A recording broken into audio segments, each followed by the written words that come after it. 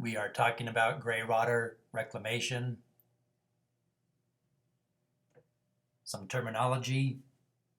Graywater is used water from bathroom sinks, showers, bathtubs, and laundry washing machines. Black water is classified as used water from toilets and kitchen sinks.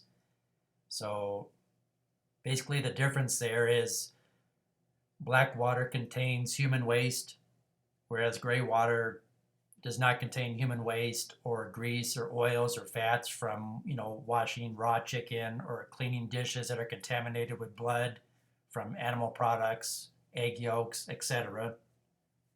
And white water is simply fresh, potable water for drinking, bathing, and cooking.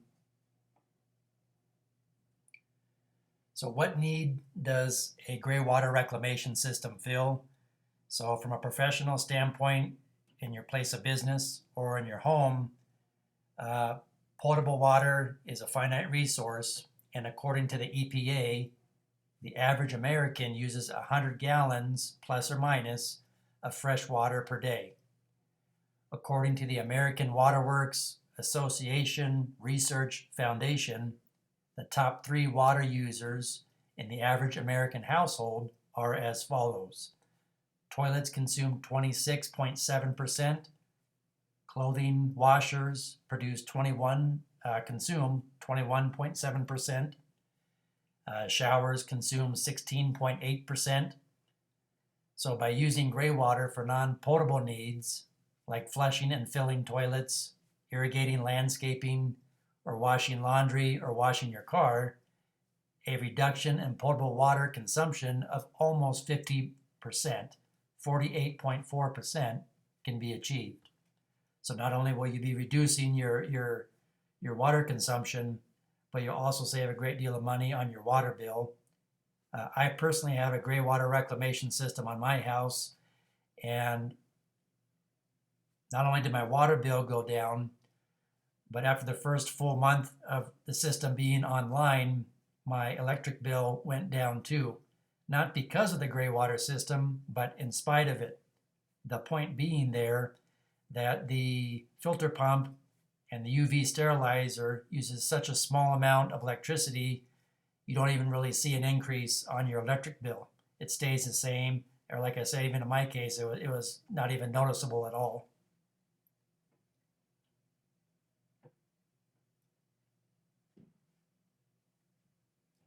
So here's a graphic of a complete graywater reclamation system. Basically, you have a processing tank where all the gray water comes into the tank, sometimes called a surge tank. And that will be sized based on the amount of gray water your facility or your home produces. And there's calculations you can do to figure out how much gray water you produce per day. Then you have a filter pump that pumps the gray water through a pleated, reusable diatomaceous earth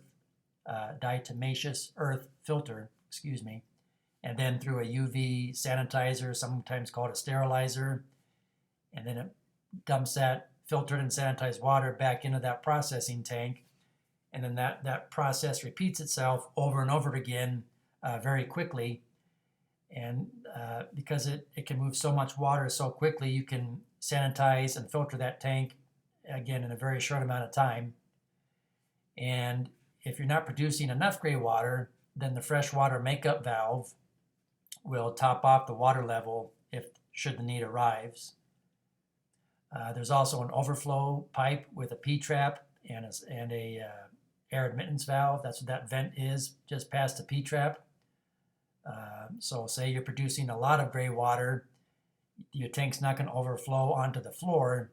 That excess gray water will simply flow out the P-trap out to the sanitary sewer. Once the water's been filtered and sanitized and aerated inside the processing tank, the treated water then goes into this distribution pump, and that distribution pump is controlled by a pressure switch.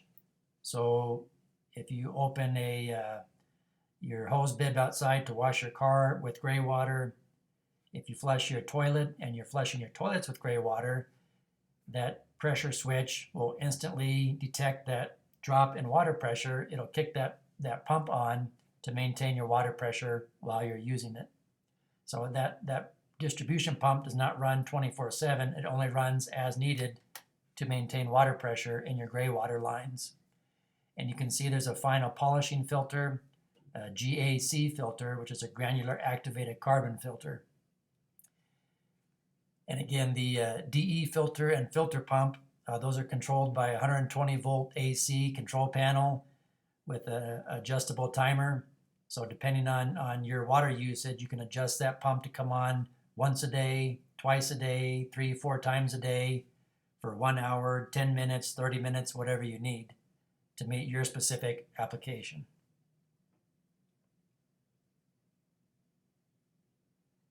So again, here we're showing the gray water first coming into the processing tank at the top. The gray water then leaves out the bottom of the tank, goes into the pump. There's a strainer basket in the pump to catch large debris like human hair. If your kids drop something down the drain. The gray water then proceeds into the diatomaceous earth pleated cartridge filter housing. Out of the housing through the UV sterilizer. And then, like I said, back into the tank. And that process kidney loops, meaning it just repeats itself and filters the water over and over again very quickly. The cleaned and treated water then flows to your distribution pump, again out to your end users, whatever they may be, to flush and fill toilets, landscaping, laundry facility, etc. And then there again, your excess gray water goes out the overflow pipe. Lastly, if you're not making enough gray water, there's a solenoid valve there and an air gap fitting at the top of the tank. So the gray water can never back up into the fresh water line. And that fresh water line simply tops off your processing tank in the event that you're not making enough gray water. You will never run out of water. Thank you for watching. Please like, share, subscribe, leave me a comment for future video topics you would like me to cover.